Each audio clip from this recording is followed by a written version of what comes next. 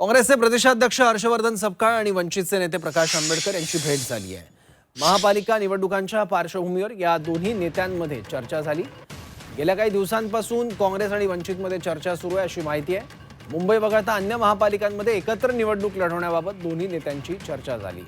त्यामुळे आगामी महापालिका निवडणुकीत काँग्रेस आणि वंचितची युती होणार काय पाहावं लागेल। अवयात प्रकाश आंबेडकर आणि काँग्रेसमधली दोस्ती आणि कुस्तीचं नातं कसं आहे ग्राफिक्सच्या माध्यमातून। 1998 आणि 1999 मध्ये काँग्रेसची युती करून प्रकाश आंबेडकर खासदार बनले होते।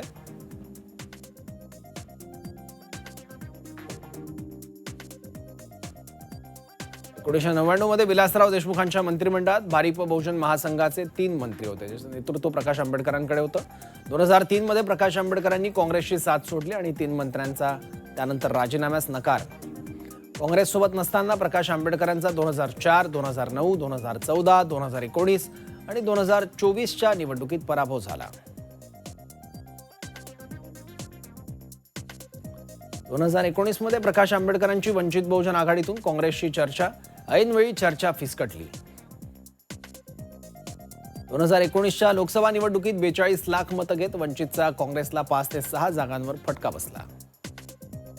2019च्या विधानसभेतही प्रकाश आंबेडकरांची शेवटच्या क्षणापर्यंत काँग्रेसची चर्चा ऐनवेळी 240 उमेदवार दिले।